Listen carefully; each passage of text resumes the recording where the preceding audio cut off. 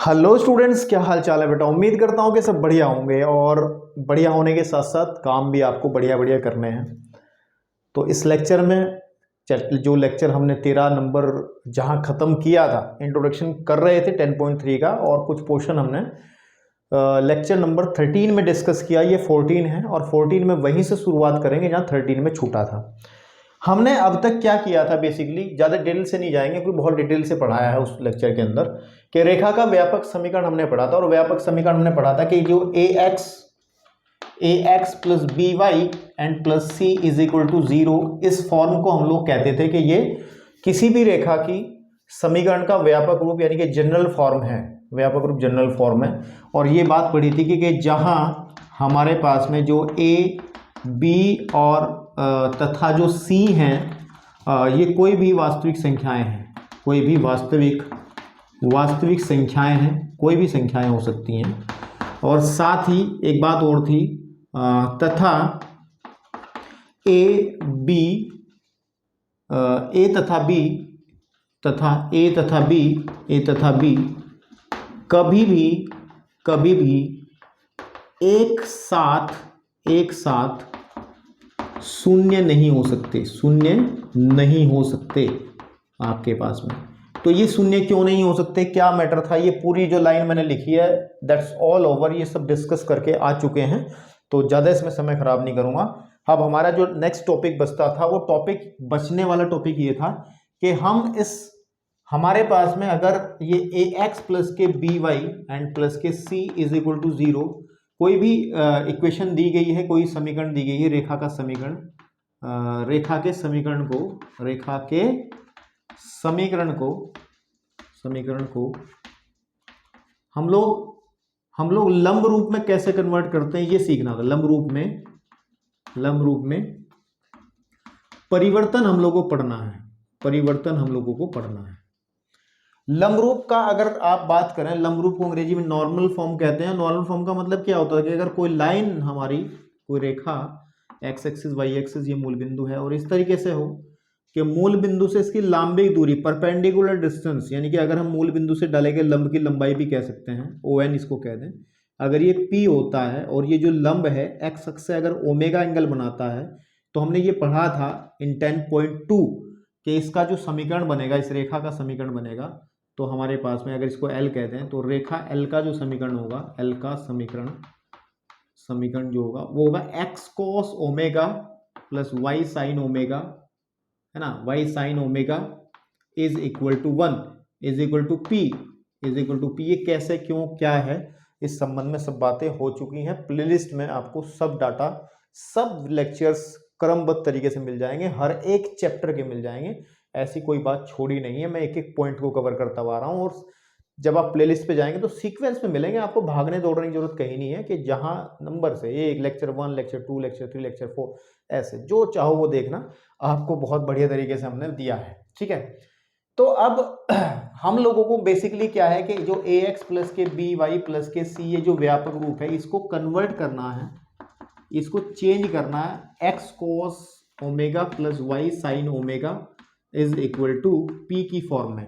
तो ये हमारा काम है, ये कन्वर्ट हो सकते हैं, ये इसमें जा सकता है, ये इसमें जा सकता है, दोनों आपस में कन्वर्ट हो सकते हैं। जब क्वेश्चंस करेंगे एक्सरसाइज के तब आपको बहुत बेहतर से समझ में आ जाएगा। तो अभी कैसे कन्वर्ट करना है, तो एक एग्जांपल लेते हैं आपकी एनसीईआरटी बुक से, और एग्जांपल नंबर 14 की बात करते हैं, ठीक है ना।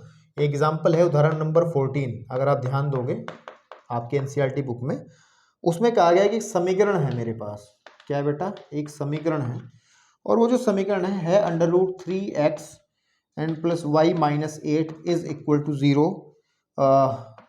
को लंब रूप, ठीक है ना, में आपको रूपांतरित करना है। रूपांतरित मतलब चेंज करना है, आपके पास में रूपांतरित कीजिए, ये क्वेश्चन है। साथ में कहा है कि P और ओमेगा का मान ज्ञात करें, वो सीधी बात है, P और ओमेगा का मान ज्ञात करो, ये भी कहा गया है। तो भाई जब कन्वर्ट करेंगे तो अपने आप आ ही जाएगा P और ओमेगा का मान, ऐसा थोड़ा ही कि नहीं आएगा, है ना। तो इसके लिए एक एल्गोरिथम, एक तरीका होता है करने का, ठीक है, कैसे इसको कन्वर्ट करते हैं, ठीक है। अगर मैं इसके डेरिवेशन पे जाऊंगा, बुक में जिस तरीके से कराया है पूरा, तो आप थोड़ा कंफ्यूज हो सकते हैं। तो सीधा उम्मीद है कि आप, उम्मीद क्या मतलब, मेरा मानना है कि आप इस एग्जाम्पल से जो मेथड में यूज करूंगा हर एक क्वेश्चन में वही यूज करना जब भी आपको व्यापक से लंब रूप में जाना होगा। तो देखिए ध्यान से सुनना, ध्यान से यही सुनना है। एक तरीका बता देते हैं आपको, पहले ये रफ कर दें, इधर वाला पोर्शन कर सकते हैं, कोई दिक्कत नहीं। देखो देखो देखो सुनो, अगर मेरे पास a x plus b y plus c is equal to 0, ये एक व्यापक रूप में है इक्वेशन। कैसा है ये? व्यापक रूप है। इसको लंब रूप में जब मैं कन्वर्ट करूंगा तो आपको क्या करना है कि अंडर रूट ऑफ, ध्यान से देखना, अंडर रूट ऑफ एक्स के गुणांक का वर्ग ए स्क्वायर प्लस वाई के गुणांक का वर्ग बी स्क्वायर से, हम लोग अगर इक्वेशन नंबर 1 इसको बना देते हैं, से समीकरण एक को, एक के दोनों पक्षों को, या समीकरण एक को भाग करते हैं, और भाग करने पर ही हमारे भाग खुल जाते हैं। भाग खुलने का मतलब है इतना करने से ही आपको साफ साफ दिखने लगेगा कि अब करना क्या है। देखो यही स्टेप ध्यान रखना है बस, है ना। तो अब देखो इक्वेशन जो दी गई है, जो एग्जाम्पल के अंदर वो दी गई है under root 3x and plus के y minus 8 is equal to 0, ठीक है मेरे भाई। और अगर आप ध्यान दो कि जो लंब रूप होता है वो x cos alpha plus y sine alpha, sorry x cos omega और y साइन ओमेगा, है ना, y sine omega is equal to p होता है। मतलब क्या है कि बराबर 0 नहीं होता। सबसे पहले 0 को हटाओ, इस 8 को उधर भेज दो, तो under root 3x plus y is equal to आ जाएगा 8। आप यहाँ भी ये कर सकते हैं कि सबसे पहले आप क्या कर लेंगे कि ए एक्स प्लस बी वाई, सी को उधर ले जाएंगे माइनस सी, इसको इक्वेशन 1 कह देंगे, है ना आपके पास में। इतना करने के बाद में फिर हमने कहा है कि x के गुणांक का वर्ग, x का गुणांक क्या है? अंडर रूट 3, अंडर रूट 3 के स्क्वायर प्लस y का गुणांक कितना 1 है, तो 1 के स्क्वायर को सॉल्व कर लो पहले। आप देखो अंडर रूट 3 का वर्ग होता है 3 और 1 का वर्ग होता है 1 is equal to under root 4, under root 4 का मतलब आ गया 2 से समीकरण को भाग करना है। इसको समीकरण 1 कह लेंगे, समीकरण को भाग करने पर, तो जब भाग करेंगे तो आ जाएगा under root 3x upon 2 plus y upon 2 is equal to 8 upon 2। तो उधर से थोड़ी जगह चाहिएगी, ठीक है, ये नोट करो फटाफट, इसको नोट करो क्योंकि ये जगह चाहिएगी मुझे, ठीक है, आपके पास में। ओके देखिए देखो ध्यान से, तो ये आ गया हमारे पास में, that is very simple. Two under root 3 upon 2x plus a1 upon 2 y plus, और सॉरी प्लस नहीं, बराबर 2 चौक 8 बराबर 4 आ जाएगा, ठीक है। अब लेकिन हमें बनाना क्या है? बेसिकली हमें बनाना है x cos omega y sine omega is equal to p। तो जब ये बनाना है इसका मतलब है x के साथ में कोस लाना है, y के साथ में साइन लाना है, और ध्यान रहे कि कोण जो है वो सेम होना चाहिए। तो आपको क्या करना है, यहां आकर के ये वाली वैल्यू को दिमाग में लेना है और इस वाले मान को दिमाग में लेना है। अब ये देखना है कि कोस के अंदर ये वैल्यू किस कोण की होती है। कोस के अंदर टेबल में अगर आप याद करोगे तो ये एक वैल्यू किसकी होती है, तो मुझे अच्छे से याद आ रही है, ये वैल्यू 30 डिग्री की होती है। किसकी होती है? 30 डिग्री की। और मजेदार बात यह है कि अगर दूसरे पोर्शन की तरफ देखेंगे कि साइन जो हमारे पास में है ये 1/2 वैल्यू होती है, वो भी 30 डिग्री की होती है। तो कहने की बात यह है कि हम लोग इसको क्या कर सकते हैं, हम इसको लिख सकते हैं कि x तो शुरू में लिख दिया, और इसकी जगह क्या लिख देंगे? इसकी जगह लिख देंगे cos 30, x cos 30 plus y sine 30 is equal to 4। हो गया, यही लंब रूप है, यही हमारा क्या है? लंब रूप है। हो गया, आंसर तो आपका आ चुका है यहीं पर ही। लेकिन दैट क्वेश्चन हमें कहा गया कि P बताइए, P is what and omega is what. तो आप क्या करोगे? सीधी बात है, जो हमारे पास में x cos 30 जो आंसर आया है ना, और y sine 30 is equal to जो 4 है की तुलना कर देंगे। क्या कर देंगे? तुलना। हम लोग x cos 30 plus y sine 30 is equal to 4 से p से कर देंगे।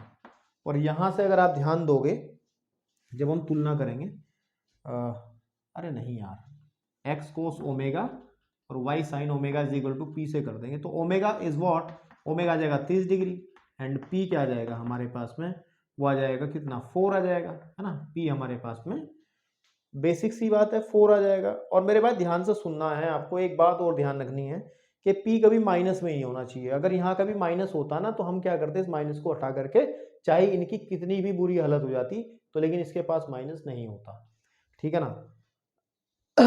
ओके तो मेरे भाई दैट्स वेरी सिंपल, ये हो गया आंसर। तो अब अगर बात करें p क्या है, p आपको पता है कि हमारे पास में इस लाइन की मूल बिंदु से जो दूरी है वो p है, और जो ये लंब है ना, ये लंब, ये जो एंगल यहाँ बना रहा है ये 30 डिग्री बना रहा है। तो इस केस में ये आपका इसका डायग्राम भी बनेगा इस तरीके से कि अगर ये x एक्सिस ये y एक्सिस है, ये मूल बिंदु है, तो इसको n कह लो। तो ON तो p हो गया और ये वाला ओमेगा हो जाएगा, ठीक है। तो हमने पढ़ लिया है, कहने की बात ये है पढ़ लिया है। अब जो हमने चीज़ें पढ़ी हैं इन लेक्चर 13 एंड 14, उन सभी पर 3 एग्जाम्पल हैं और इन 3 एग्जाम्पल्स को करते हैं पहले, फिर आगे के टॉपिक के बारे में बात करते हैं, ठीक है। तो चलिए जरा वीडियो को पॉज करके आप लोग नोट करें फटाफट। चलिए बेटा एग्जाम्पल नंबर 15 की बात करते हैं। और अगर ध्यान से देखा जाए, बहुत अच्छे से देखा जाए, है ना, क्योंकि हम लोगों ने ना पहले पढ़ लो बाद में बात करेंगे। वो कह रहा y minus under root 3x minus 5 is equal to 0 और under root 3y minus x plus के 6 इज इक्वल टू 0। रेखाओं के बीच का कोण हमें बताना है। अच्छा अगर बात करें 10.1 की, तो 10.1 में ना हमने दो रेखाओं के बीच में कोण ज्ञात करने वाला एक फॉर्मूला पढ़ा था। और वो फॉर्मूला क्या होता था कि अगर दो रेखाएं हैं, सपोज कर लो ये L1 रेखा है और ये L2 रेखा है, इनके बीच में जो एंगल बनेगा उसको फाइंड आउट करना है। तो इनके बीच में एंगल बनते थे दो। एक एंगल बनता था ये वाला थीटा, जो कि एक न्यून कोण होता था, जो कि एक न्यून कोण होता था। भाई कोई भी दो लाइन है, कैसे भी कटा लो उनको, कैसे भी कटवा लो इनको ऐसे आपस में, तो दो एंगल बनेंगे हमारे पास में। एक एंगल बनेगा न्यून कोण होगा और दूसरा एंगल बनेगा जैसे ये है, ये बनेगा अधिक कोण, जिसको हम फाई कहते हैं। यानी कि हमेशा जब दो लाइनें कटती हैं तो हमारे पास में जो एंगल बनते हैं उनके बीच में दो एंगल बनते हैं। आप कहोगे बनने को तो चार बनते हैं, लेकिन आप कहोगे सर ये भी तो बन रहा। अरे मेरे भाई ये थीटा तो ये भी थीटा, क्योंकि शीर्षाभिमुख कोण है, ये फाई तो ये भी फाई। तो हम काहे इनको डिस्कस करेंगे यार, हम तो डिस्कस करेंगे केवल दो को, है ना, आपके पास में दो को। तो इस थीटा को फाइंड आउट करने के बाद में अगर थीटा मेरा मान के चलोगे 30 आ जाए, तो आप कहोगे डायरेक्ट सर जी ये तो 150 आ गया, क्योंकि आपको पता है ये पूरा 180 होगा और 180 में से 30 घटा करके 5 निकल जाएगा। तो मेन बात ये रही कि किसी एक को निकाल लो, और वो निकालते हैं हम लोग न्यून कोण हमेशा। और निकालने का फॉर्मूला क्या होता है कि अगर इसका ढाल हम m1 कंसीडर कर लें और इस वाले का ढाल हम लोग कह दें कि m2 है, तो एक फॉर्मूला पढ़ा था कि tan theta is equal to होगा m1 minus m2 upon 1 plus m1 and m2 का मोड, जहां पर थीटा हमें क्या प्राप्त होगा, एक न्यून कोण प्राप्त होगा। क्या होगा? न्यून कोण हमें मिलेगा। और अगर फाई निकालना होगा देन हम 180 माइनस थीटा करके वो फाई भी निकाल देंगे, जो दूसरा एंगल इनके बीच का है। अब मेन पॉइंट आता है कि सर ये क्वेश्चन तो हम कर लेंगे, हमें इनके अगर ढाल पता हो, लेकिन इनका ढाल नहीं इन्होंने दिया है। इस क्वेश्चन के अंदर उसने क्या करा, इक्वेशंस दी गई हैं और इक्वेशन भी उसने पता नहीं किस रूप में दे दी। क्योंकि व्यापक रूप होता तो ये फॉर्म होती ax प्लस के by प्लस के c is equal to 0। X वाला शुरू में बनाया जा सकता है, वैसे कोई दिक्कत नहीं है। और उसके बाद में जो दूसरी फॉर्म थी वो होती थी y is equal to mx plus c होती है, जिसको हम ढाल अंतःखंड रूप कहते हैं। और एक होती है x upon a plus y upon b is equal to 1, इसको हम लोग कहते हैं क्या, अंतःखंड रूप। एक होती थी x cos omega plus y sin omega is equal to p। तो हम लोगों को इन पे कुछ नहीं बात करनी, इतनी फालतू बात हमें नहीं करनी है। सीधी सी बात है, हमें तो कोण निकालना इनके बीच का, और कोण निकालने के लिए हमें फॉर्मूला लगाना ये वाला। और फॉर्मूला निकालने के लिए सबसे पहले हम दोनों की प्रवणता पता करेंगे, ढाल पता करेंगे। तो जो समीकरणें दी गई हैं आपको, जैसे y minus under root of 3x minus 5 is equal to 0 जो दिया गया है, अब इसका ढाल कैसे निकालना है, बस ये समझना है। अरे ढाल निकाल लो ना। अगर आप इस इक्वेशन को y is equal to m x plus c की फॉर्म में बना लेते हो, इस रूप में बना लेते हो, तो ये जो m होगा यानी कि जो x के साथ में गुणांक होगा, x का गुणांक होगा, वही तो ढाल होगा मेरे भाई, या नहीं होगा? वही तो ढाल होगा। यानी कि अगर मैं इस इक्वेशन को इस फॉर्म में बना लेता हूं, इस समीकरण को इस फॉर्म में बना लेता हूं, तो x का गुणांक ढाल हो जाएगा, हमारा ढाल निकल आएगा। सिमिलरली इसके साथ में भी काम कर लेंगे, और जब ढाल निकल आएंगे तो फॉर्मूले अपने लगा लेंगे, और फॉर्मूला लगा करके आप कोण निकाल लेंगे आराम से। तो चलिए ओके, तो हम क्या करते हैं, इस फॉर्म में इसको बनाते हैं। तो वेरी सिंपल, y को उधर रख लो, बाकी को उधर पटक दो, है ना। That is under root of 3x and plus 5। अब इसको क्या करना है कि हमें क्या करेंगे कि क्या करेंगे, y is equal to m1x plus c से तुलना कर लेंगे, तुलना कर लेंगे, क्योंकि हम लोग m1 क्यों लिया, क्योंकि हमारे पास दो रेखाएं हैं, एक ये है एक ये है। इसकी जो हम ढाल निकालेंगे उसको m1 कह लेंगे, इसके ढाल को हम लोग m2 कह लेंगे, और m1 m2 लेकर के जाएंगे इसके पास, तब हम कोण निकालेंगे। तो m1 जब मैं तुलना करूंगा तो आप देख पा रहे हैं x का गुणांक यहाँ पर √3 है, यहाँ पे m1 है, तो that is m1 is what under root of 3। c की हमें जरूरत नहीं है, क्योंकि फॉर्मूले में c की जरूरत हमें नहीं है। c क्या होता है, बेसिकली c y x पे कटा अंतखंड होता है।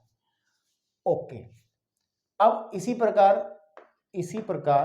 है ना, इसी प्रकार आप दूसरी इक्वेशन उठाओ कि under root of 3y minus x plus के 6 इज इक्वल टू 0 को, उसको भी इस फॉर्म में बनाओ। तो under root 3y is equal to x minus 6, under root 3 को उधर पटक दो, क्या आ जाएगा, 1/√3x minus under root upon 6 upon root 3।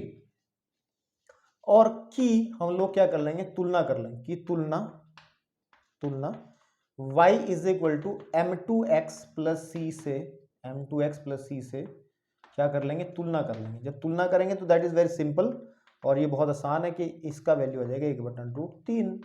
तो m1 m2 हमें मिल गया है। अब निकालेंगे बीच का कोण, ठीक है नहीं, बीच का कोण। अतः देखो, अतः रेखाओं के बीच का कोण, चाहो इसको न्यून कोण भी कह सकते हो, कोण tan theta is what mod of m1 minus m2। तो under root of 3 minus 1 upon root of 3 upon 1 plus under root of 3 multiplied by 1 upon root of 3। तो tan थीटा इज व्हाट आ जाएगा, एलसीएम ले लेंगे तो आ जाएगा 3 minus 2, 3 minus 1 बटे अंडर रूट 3 बटे ये कटेगा इससे, और आ जाएगा 2, केवल 2, और 2 इसकी गुणा में लिख दो यहाँ, ठीक है भाई।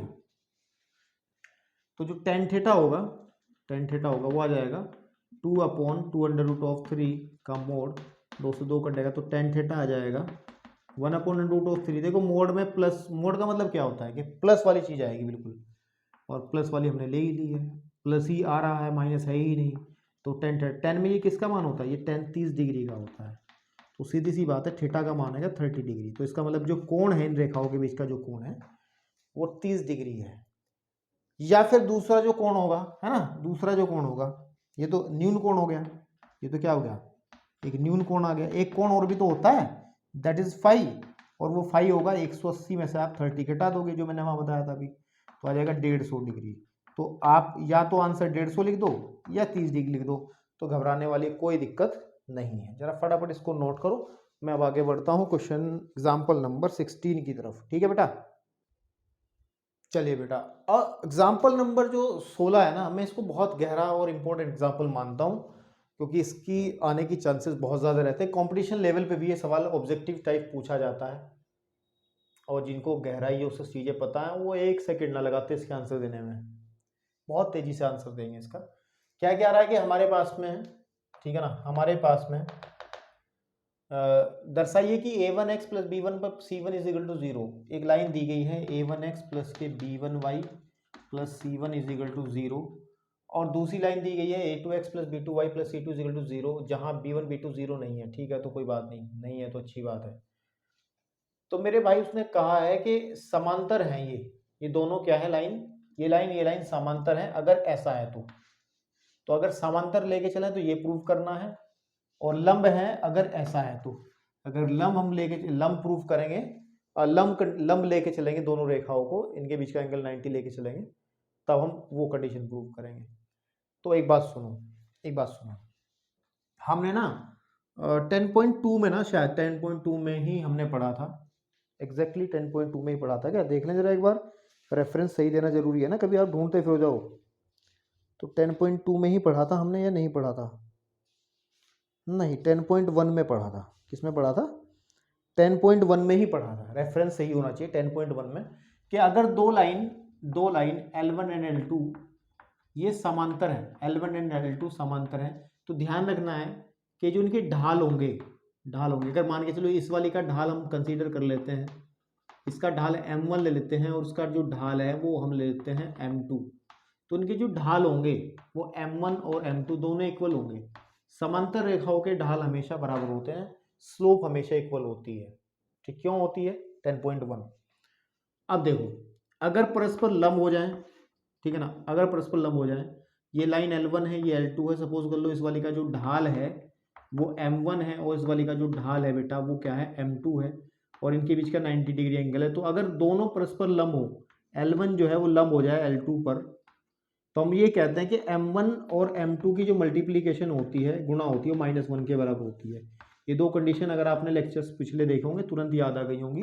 समांतर होने की कंडीशन ये है कि जो ढाल है वो बराबर होंगे, और अगर लंब हो गए तो उनके ढालों का जो गुणनफल है वो -1 होगा। और इनका जो बाप है कहाँ से जनरेट हुआ था, वही फॉर्मूला कि tan theta is equal to m1 minus m2 upon 1 plus m1 m2 से ही ये दोनों चीजें जनरेट हुई थी, कि थीटा अगर 0 लेके चलोगे तो ये कंडीशन बन जाएगी, थीटा इज इक्वल टू 90 लेके चलोगे तो ये वाली कंडीशन बन जाएगी। तो चलिए, लेकिन अब हमें क्या करना है, अगर हम बात करें this is equation 1 and a2x plus के b2y c2 is equal to 0, equation number 2। तो अगर ये दोनों समांतर हैं, मान ली उसकी बात पहली कंडीशन के बारे में है ना, अगर ये दोनों समांतर हैं तो सीधी सी बात है उनकी जो ढाल होंगे बराबर होंगे। तो हम क्या करते हैं, पहले समीकरण 1 से लेते हैं, समीकरण 1 से जो a1x प्लस के b1y प्लस के c1 इज इक्वल टू 0 है। अच्छा, इसका ढाल निकालना है मुझे, क्या निकालना है? ढाल।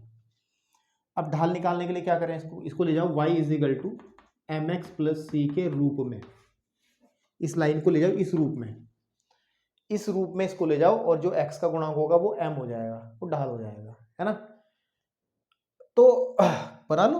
तो क्या करते हैं कि b1 y is equal to बन जाएगा माइनस का a1x प्लस के माइनस के c1, यानी कि y इज इक्वल टू आ जाएगा माइनस का a1 upon b1 x minus c1 upon b1।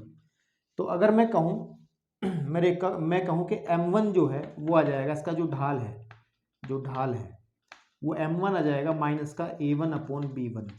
ठीक है, ओके। अब हम बात करते हैं रेखा जो समीकरण है, रेखा समीकरण 2 से, और वो है a2x प्लस के b2y प्लस के c2 इज इक्वल टू 0। उसको भी इस फॉर्म में बना लो ताकि ढाल निकल आए। और उसको निकालने का तरीका क्या है, उसको निकालने का तरीका है कि b2y is equal to minus का a2x माइनस का c2, या फिर y इज इक्वल टू आ जाएगा माइनस का a2x upon b2x, a2 upon b2x minus c2 upon b2। तो यहां से अगर कंपेयर आप करोगे तो दैट्स वेरी सिंपल, ये आपका बन जाएगा m2, तो m2 आ जाएगा माइनस के a2 अपॉन b2। ठीक है मेरे भाई। अब देखो क्या देखोगे भाई, अब देखो फर्स्ट कंडीशन, यदि रेखा फर्स्ट तथा रेखा सेकंड समांतर है, क्या है? समांतर है, तो सीधी सी बात है, you can use this concept कि m1 should be equal m2, और m1 आपने निकाला है माइनस का a1 अपॉन b1 माइनस का a2 अपॉन b2, माइनस से माइनस कटा तो a1 upon b1 is equal to a2 upon b2। यही रिजल्ट आपको बनाना था, आ चुका है। लेकिन अब चलते हैं सेकंड कंडीशन पे। सेकंड कंडीशन, यदि रेखा 1 तथा रेखा 2 परस्पर लंब है, परस्पर क्या है, लंब है, तब कंडीशन क्या होती है, m1 multiplied by m2 that should be equal -1। तो m1 का जो वैल्यू है मेरे भाई, m1 का जो मान है वो क्या है, वो है माइनस का a1 upon b1 multiplied by minus का a2 upon b2 is equal to -1, minus से माइनस प्लस हो जाएगा, तो a1 a2 upon b1 b2 is equal to -1, या फिर a1 a2 is equal to minus b1 b2, इसको उधर ले आओ, तो a1 a2 plus b1 b2 is equal to 0। तो यही हमें प्रूव करना था इन सेकेंड कंडीशन। ठीक है, अच्छा एक बात सुनो मेरी, जब हम ढाल निकालते हैं उसके लिए नोट लिखो एक, ये तो हो गया, एक नोट लिखवाना चाहता हूँ, जब तक बात बताई नहीं है, इसका इस्तेमाल मैं बहुत करूँगा क्योंकि इसमें तुम लंबा हो जाएगा काम। नहीं तो देखो, अगर सपोज कर लो रेखा का समीकरण a x plus b y plus c is equal to 0 के रूप में है, रूप में हो, तो जो ढाल है वो डायरेक्ट कैसे निकालें, मतलब बिना इस इक्वेशन को ए एक्स प्लस के बी वाई प्लस के सी इज इक्वल टू 0, अब तक क्या कर रहे थे, इसको सबसे पहले हम वाई बराबर एम एक्स प्लस सी की फॉर्म में कन्वर्ट कर रहे थे, और फिर जो एक्स का गुणांक था उसको हम लोग ढाल कह रहे थे। लेकिन एक ट्रिक बताता हूँ, एक ट्रिक क्या, एक फॉर्मूला है जो कि आपके एनसीईआरटी में नहीं है लेकिन यूजफुल है, मैं बता देता हूँ कि आपको अगर इक्वेशन इस फॉर्म में दी गई है तो आपको जरूरत नहीं है इस फॉर्म में जाकर के ही ढाल निकालना है। आप ढाल निकालने का तरीका, जो m निकालने का तरीका है, वो आप याद रख सकते हैं माइनस एक्स का गुणांक बटे वाई का गुणांक, ये फॉर्मूला याद रखना। आप होगे सर कैसे, दिखाता हूं, वेरीफाई कराता हूं। देखो अब इसी क्वेश्चन में अप्लाई करते हैं। हमारे पास जो इक्वेशन दी गई थी a1x प्लस के b1y प्लस के c1 इज इक्वल टू 0, तो बेटा अगर इसका मैं ढाल m1 निकालूंगा तो अकॉर्डिंग टू दिस फॉर्मूला बिना आप y बराबर mx प्लस c के रूप में जाने से बेहतर आप डायरेक्ट निकालो, माइनस x का गुणांक a1 y का गुणांक b1, चेक कर लो इस फॉर्मूले से डायरेक्ट।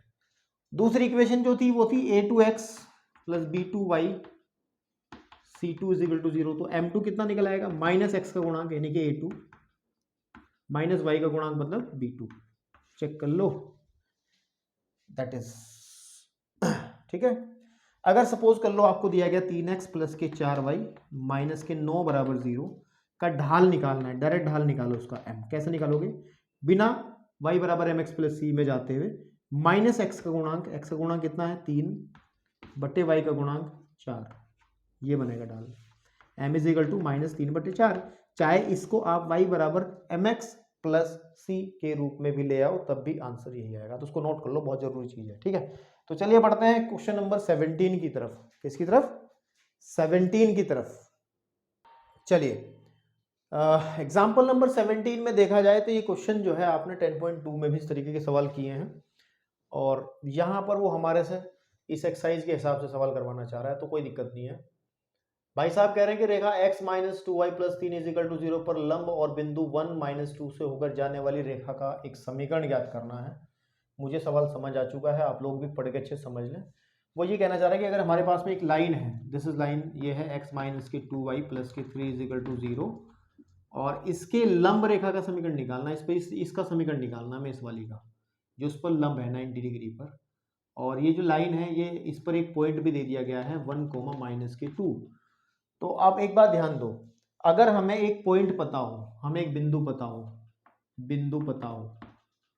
बिंदु और ढाल पता हो, तो बिंदु ढाल रूप से निकल सकता है काम। कि फॉर्मूला लगा सकते हैं। अगर हमें m पता है और x1 और y1 कोई पॉइंट पता है तो फॉर्मूला लगा सकते हैं कि y माइनस y1 और m into x minus x1। In that question, इस क्वेश्चन के अंदर एक खास बात है कि इसमें हमें केवल एक पॉइंट तो दे दिया गया है इस इक्वेशन का, जिसका हमें समीकरण किसका निकालना है, इसका निकालना है, इस वाली का। ठीक है ना, चाहो तो आप इसको नाम भी कुछ दे सकते हो, कोई दिक्कत नहीं है। तो लेकिन हमें प्रवणता नहीं पता है, ढाल नहीं पता, तो ढाल निकाल लेते हैं भाई। आपको पता है अगर इसका ढाल m1 होगा और इसका ढाल अगर m2 होगा तो ये तो कंफर्म सी बात है कि m1 multiplied by m2 is equal to -1 होगा। और यहां पर जब हम m1 का मान निकाल लेंगे इससे, तो यहां रखने से m2 निकल आएगा और फिर हम उस में रख करके काम चला लेंगे। तो सबसे पहले मैं बात करता हूं x माइनस के 2y plus 3 is equal to 0 से। इसको सबसे पहले आप एक काम कर लो, y is equal to m x plus c की फॉर्म में दे लो, क्योंकि जब इसको y is equal to m x plus c के रूप में जाएंगे तो x का जो गुणांक होगा वो प्रवणता होगी। तो क्या कर लें, ठीक है, तो देखो माइनस का 2y is equal to minus x and -3, ठीक है, या फिर माइनस हट जाएगा सब जगह से, तो 2y is equal to x plus 3, या y इज इक्वल टू हो जाएगा 1/2x प्लस के 3/2। तो यहाँ से इसकी तुलना जो है आप किससे कर लेंगे, y is equal to m x plus c से कर लें, तो m की वैल्यू जो है 1/2 आ जाएगी, जो हमें चाहिए थी। और आप एक काम कर लो, इसको m1 कह लो आप, तो m1 की वैल्यू आ जाएगी। ठीक है, ठीक है, ओके। और आप एक काम कर लो, ये लिख लो आप a, और इसको कह लो आप b, इसको कह लो आप o, उसको कह लो आप n। तो ये क्या है, ये क्या है, ये AB का ढाल है, AB का ढाल है। अब देखो माना जो ON है, ON का जो ढाल है उसको हम कह लेते हैं, वो आप M2 कह लो, M2। और आपको पता है कि जो AB और ON परस्पर लंब है, तो M1 है ना, चूंकि ऐसा है तो हम लोग कर सकते हैं, तो M1 की मल्टीप्लाई M2 से करेंगे तो -1 मिलेगा। और अभी हमने M1 निकाला 1/2, तो यहाँ पे लिखेंगे 1/2 into M2 is equal to -1, that is M2 is equal to हो जाएगा -2। कितना जाएगा, -2। अतः ON का समीकरण, ON का जो समीकरण होगा, use this formula y minus y1 and x minus x1 m into x minus x1, और m की जगह लेंगे हम m2, क्योंकि इस ON की जो ढाल है वो m2 है। तो y माइनस y1 कितना बनेगा, इस वाले को x1, इस वाले को y1, वो इंडी जो दे रखा, तो आ जाएगा -2। और m2 कितना है, -2 इंटू x माइनस 1, तो आ जाएगा y plus 2 is equal to आ जाएगा -2x एंड प्लस 2, सबको धर लिया उठा के आ जाएगा 2x प्लस y एंड ये कर जाएगा इज इक्वल टू 0। तो ये आपका आंसर आ जाएगा। ठीक है, इस फॉर्म में आपका आंसर आ जाएगा। अच्छा, आप कहोगे सर अभी आपने एक तरीका बताया था कि ढाल निकालने के लिए जरूरी है y बराबर एम एक्स प्लस सी के रूप में ही जाना है। अच्छा, इसका ढाल निकालो मेरे उस फॉर्मूले से जो मैंने अभी बताया था आपको। m कैसे निकालते हैं ढाल, उस फॉर्मूले जो अभी बताया था पिछले लेक्चर में, -x का गुणांक होता है बटे y का गुणांक, ये तो होता है। तो x का गुणांक 1 है, -1 बटे y का गुणांक भी -2 है, 1 से 1 कटा तो 1/2। देखो ढाल इसका कितना आ रहा था, 1/2 ही तो आ रहा था। तो आप डायरेक्ट भी निकाल सकते हैं, ऐसी कोई दिक्कत वाली बात नहीं है। ठीक है, ओके, चलिए।